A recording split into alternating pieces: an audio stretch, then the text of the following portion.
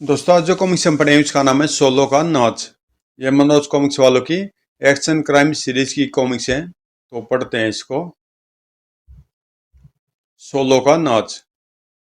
करम सिंह उर्फ कर्मा अपने फ्लैट में नींद के मजे लूट रहा था, तभी धड़ाम। बुलडॉग तुम यहाँ क्यों आए हो? तुम्हें मेरे साथ चलना होगा कर्मा, बॉस ने बुलाया है। मैं कहीं नहीं जाऊंगा, बॉस से मैं अपना संबंध हमेशा के लिए तोड़ चुका हूँ। लेकिन बॉस ने तुमसे संबंध नहीं तोड़ा है, उठो मेरे साथ चलो। नहीं मैं नहीं। ढूम। ओह। कर्मा का वाक्य पूरा होने से पहले ही उसके मुंह पर बुलडॉग का गुस्सा पड़ा। तुम्हें मेरे साथ चलना ही होगा। धौड़। ओह। तो तुम मुझे जबरदस्ती नहीं ले जा सकते बुलडॉग। जबरदस्ती नहीं, तू अपनी मर्जी से मेरे साथ चलेगा, कहकर बुलडॉग ने कर्मा की छाती में लात मारी। धौड़ आई। फिर उसने छलांग लगाई। बॉस ने कहा था कि अगर तू आने से मना करे तो मैं तेरा गला घोट डालूं। गर्र। कर्मा को अपनी सांसें रुकती हुई सी महसूस हुई। तभी बुलडॉग ने अपनी पकड़ थोड़ी ढीली कर दी। बोल, चलेगा या गर्दन तोड़ दूं? चलूंगा। फिर वह कुछ देर बाद बुलडॉग के साथ बॉस से मिलने चल पड़ा। वह मेरे जीवन का सबसे मनुष्य दिन था जब मैं बॉस के संपर्क में आया था। सोचते वह कुछ देर के लिए कर्मा अतीत की घटनाओं में खो सा गया। उस रात वह पुलिस से बचकर भाग रहा था। दौड़ते हुए वह नदी के पुल पर पहुंच गया। रुक जाओ वरना गोली चला दूंगा। लेकिन कर्मा रुका नहीं। उसने पुल की रेलिंग पर चढ़कर नदी में छलांग लगा दी। काफी दूर तक पानी के भीतर तैरने के बाद वह सतह पर उभरा। वह वापस जा रहे हैं, शायद मुझे मर्द समझ लिया गया है। संतुष्ट होकर वह आगे तैरने लगा। अगर पकड़ा जाता तो चोरी के अपराध में कई महीनों तक जेल की हवा खानी पड़ती। तभी उसने एक मोटर बोट को अपनी ओर आते देखा। वह बोट किसकी है? क्या पुलिस की? उसके गोता लगाने से पहले बोट निकट आ गई। पुलिस तो नहीं है। आ जाओ, हम तुम्हें बचाने आए हैं। शायद ये लोग नदी में तफरीक कर रहे थे। उसे बोट पर चढ़ा लिया गया। आप लोगों का धन्यवाद। दरअसल मैं पुल पर से नदी में गिर गया था। गिर गए थे या पुलिस से बचने के लिए नदी में छलांग लगाई थी? जी जी, नहीं तो। हा हा हा। ड्रो मत दोस्त, हम तुम्हें पुलिस के हवाले नहीं करेंगे, क्योंकि तुम्हारी तरह हमें भी पुलिस डिपार्टमेंट अच्छा नहीं लगता।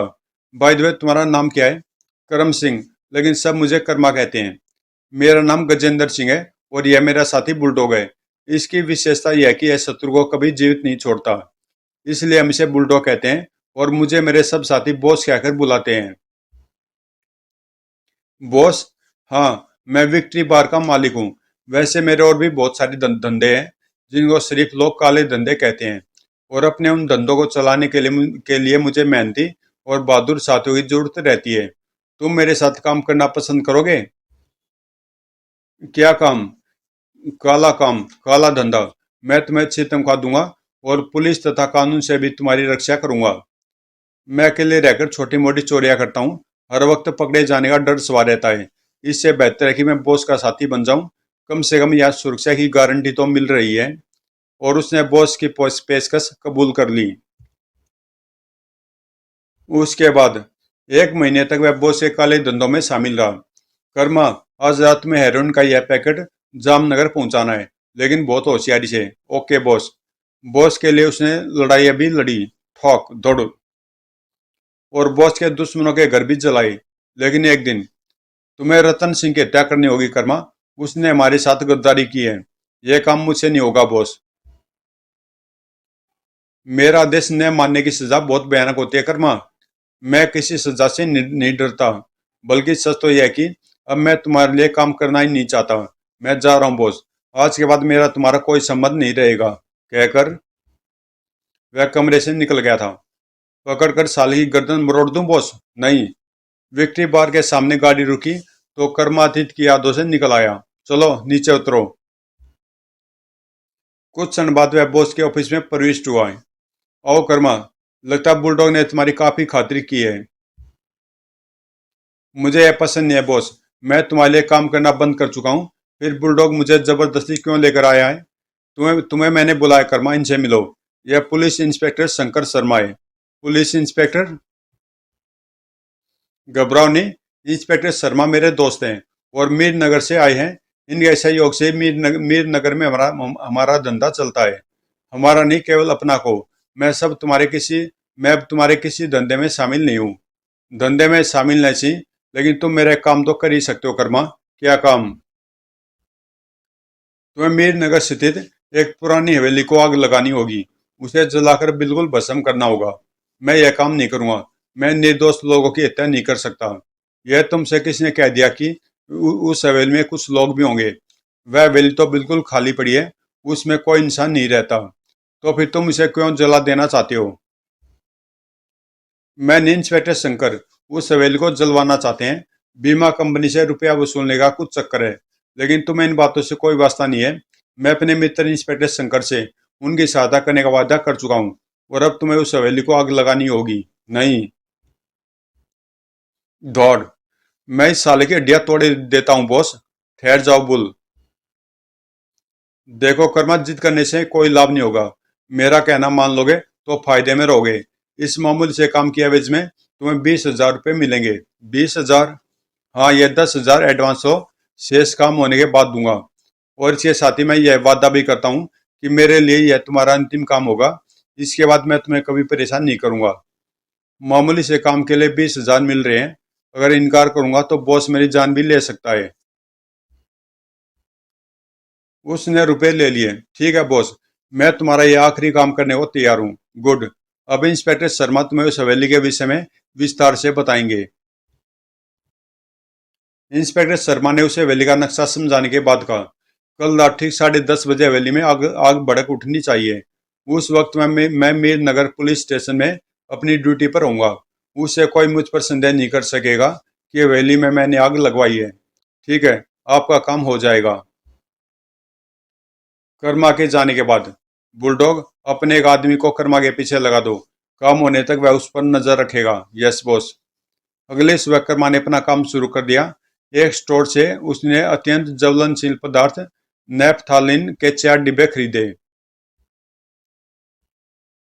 अपने फ्लैट पर आकर उसने टाइमर युक्त फ्यूज तैयार किया, जिसमें आग भड़काने वाले रसायनों का इस्तेमाल किया था। शाम 5 बजे से वह बस द्वारा मीर नगर के लिए रवाना हो गया। मीर नगर शहर से 20 किलोमीटर दूर है। बॉस का एक आदमी कार द्वारा बस के पीछे लगा हुआ था। 1 घंटे बाद वह मीर नगर स्थित एक होटल में कमरा लेने पहुंचा।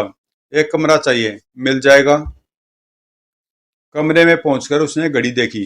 6:30 बजे हैं। 1 घंटे बाद यहाँ से निकलूंगा। 1 घंटे बाद वह होटल से बाहर निकला और पैदल ही अपनी मंजिल की ओर चल पड़ा। अगर उस हवेली में कोई रहता नहीं है तो मुझे भी अपना काम करने में कोई परेशानी नहीं होगी। कुछ देर बाद वह हवेली के सामने पहुंच गया। इमारत काफी पुरानी है। लोहे के गेट पर बड़ा सा ताला लटक रहा था। दीवार फांदकर भीतर जाना होगा। चक्कर काटकर वह हवेली के पीछे पहुंचा और एक स्थान से दीवार पर चढ़ गया। लॉन में कूदने के बाद वह हवेली की ओर बढ़ा। खिड़की खोलकर भीतर जाना होगा। चाकू का फल भीतर डालकर उसने खिड़की की साकल गिरा दी, फिर भीतर कूद गया। उसने टॉर्च का प्रकाश इधर उधर डाला। यहाँ सचमुच कोई नहीं रहता। फर्नीचर पर धूल जमी हुई है। नेफ्थालीन के 2 डिब्बे ऊपर की मंजिल में रख देने चाहिए और शेष 2 यहाँ फर्नीचर और कालीन पर छिड़क देने चाहिए। 2 डिब्बे वह ऊपर रखाया और फिर नीचे अपना काम शुरू कर दिया। कालीन पर भी उसने नेफ्थालीन छिड़क दी। खिड़की के निकट कालीन के कोने पर उसने यह पदार्थ काफी मात्रा में छिड़का था। फिर उसने बैग से टाइमर युक्त फ्यूज निकालकर दीवार के निकट रख दिया। 10:30 बजे इस फ्यूल के उड़ने से आग का शोला भड़केगा और नेफ्थालीन आग पकड़ लेगी। फिर कुछ ही देर में यह हवेली आग की भट्टी में परिवर्तित हो जाएगी। काम समाप्त करके वह 4 द्वारी कूदकर बाहर निकल आया। सब कुछ ठीक ठाक हो गया। अब चलकर कुछ खाया पिया जाए। दारू के अड्डे पर पहुंचकर उसने जी भरकर शराब पी। एक दाउड़ लाओ। फिर अपने होटल के कमरे में जाकर सोने के लिए लेट गया। सुबह जाकर बॉस से 10,000 और वसूल करूंगा। होटल के बाहर पब्लिक फोन बूथ से बॉस का आदमी उसे रिपोर्ट दे रहा था। बॉस वह हवेली में गया था। काफी देर तक भीतर रहा। उसके बाद एक शराब खाने में गया और शराब पी। इस वक्त वह अपने होटल वापस आ चुका है। दूसरी ओर से बॉस ने उसे कुछ निर्देश दिए, जिन्हें सुनने के बाद उसने फोन बंद कर दिया। स्थानीय पुलिस स्टेशन में इंस्पेक्टर शर्मा अपने ऑफिस में बैठा था। 10:30 बज रहे। हवेली में आग भड़क चुकी होगी और फिर कुछ ही देर में आग की सूचना यहाँ पहुंच जाएगी। लेकिन 11 बजे तक उसे आग लगने की सूचना नहीं मिली। 11 बज गए, उसने आग क्यों नहीं लगाई?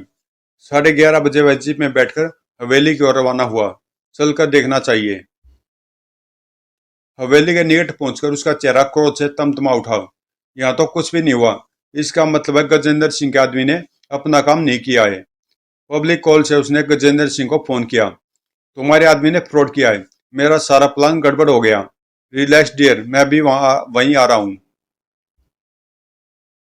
1 घंटे बाद बुलडॉग के साथ गजेंद्र सिंह उस होटल के सामने पहुंच गया जहां कर्मा ठहरा हुआ था। मैं यही कार में रुकता हूँ, तुम उसे लेकर यहीं आओ। Bull, yes boss. कार से उतरकर बुलडॉग सीधा कर्मा के कमरे पर पहुंचा। इस साल की मौत मेरे हाथों ही लिखी है। दस्तक का उतरने मिला तो उसने दरवाजा धकेला। बड़े आराम की नींद सो रहा है साला। ए उठो। अबे उठ साले। कौन है? बुलडॉग तुम? चल उठ, बॉस तुमसे मिलना चाहते हैं। लेकिन मैं बहुत नशे में उठ नहीं सकता। तेरा नशा तो मैं अभी उतार ही देता हूँ साले, उठ। वह कर्मा को खींचकर बाथरूम में लाया और अभी सारा नशा उतर जाएगा तेरा। कुछ ही क्षण में कर्मा घबरा उठा। अगर बस बस करो, मैं अब ठीक हूँ। तो फिर चल मेरे साथ। बुलडॉग उसे नीचे लेकर आया। यह साला शराब पीकर सो रहा था बॉस। उसे गाड़ी में बिठाने के बाद बुलडॉग स्वयं ड्राइविंग सीट पर जा बैठा और गाड़ी स्टार्ट कर दी। रामजादे, तूने हवेली में आग क्यों नहीं लगाई? क्या कह रहे हो बॉस? हवेली में आग लग चुकी होगी, मैंने तो। सेटअप। हवेली में आग नहीं लगी है। इंस्पेक्टर शर्मा खुद हवेली को देखकर आया है। तूने हम सबको धोखा दिया और अब? नहीं बॉस, मैंने धोखा नहीं दिया। आग लगने के मैंने पूरे प्रबंध कर दिए थे। क्या प्रबंध किए थे तूने? मैंने वह नेफ्थालीन छिड़क दी थी और टाइमर युक्त फ्यूज लगा दिया था। ठीक 10:30 बजे फ्यूज को उड़ना था और आग लग जानी चाहिए थी। लेकिन नहीं लगी। और अब इंस्पेक्टर शर्मा तेरी हड्डियां तोड़ने के लिए बेचैन है। तभी बुलडॉग ने गाड़ी एक सुनसान स्थान पर रोक दी जहां इंस्पेक्टर शर्मा उनकी प्रतीक्षा कर रहा था। क्या कहता तुम्हारे फायर एक्सपर्ट? इसका कहना कि हवेली अब तक जल चुकी होगी। इसका दिमाग खराब है। हवेली बिल्कुल ठीक हालत में है। तो फिर मुझे एक बार हवेली में जाकर देखने दो कि क्या गड़बड़ हुई है। ठीक है बुल, गाड़ी हवेली की ओर ले चलो। बुलडॉग ने गाड़ी हवेली से कुछ दूरी पर रोक दी। जाओ कर्मा, हम 10 मिनट बाद इसी जगह वापस आएंगे। इस बीच तुम पता लगाओ कि आग क्यों नहीं लगी। एक बार फिर कर्मा को चार दीवारी पर चढ़कर हवेली में प्रविष्ट होना पड़ा था। किस मुसीबत में फंस गया मैं। खिड़की से भीतर घुसते ही उसकी नजर फ्यूज पर पड़ी। अरे फ्यूज तो जल चुका है, केवल उसकी राख पड़ी है। राख की डेयरी के निकट उसने कालीन को छूकर देखा। ओ यह तो बिल्कुल सूखा है। नेफ्तालीन कहाँ गई? कुछ देर बाद वह सड़क के किनारे खड़ा बॉस वगैरह की वापसी की प्रतीक्षा कर रहा था। गाड़ी आ रही है। क्या देखा तुमने? मुझसे गलती होगी बॉस, जिसके कारण आग नहीं लग सकी। मैंने 2 घंटे बाद का फ्यूज लगाया था। इस बीच नेफ्तालीन उड़कर हवा में मिल गई और फ्यूज जलने के बाद भी आग नहीं लग सकी। तुम्हें फ्यूज लगाने की जरूरत ही क्या थी मूर्ख व्यक्ति? आग हाथ से भी तो लगाई जा सकती थी। लेकिन मुझे यह तरीका ज्यादा ज्यादा सुरक्षित लगा था। अचानक बॉस ने उसका गिरेबान पकड़ लिया। सुनो कर्मा, तुम अभी उस मकान में वापस जाओगे और आग लगाने के बाद उस वक्त तक बाहर नहीं निकलोगे जब तक कि शोले तुम्हारे कद से ऊंचे ऊंचे न उठने लगे। सुना तुमने? सुन लिया, लेकिन नो लेकिन।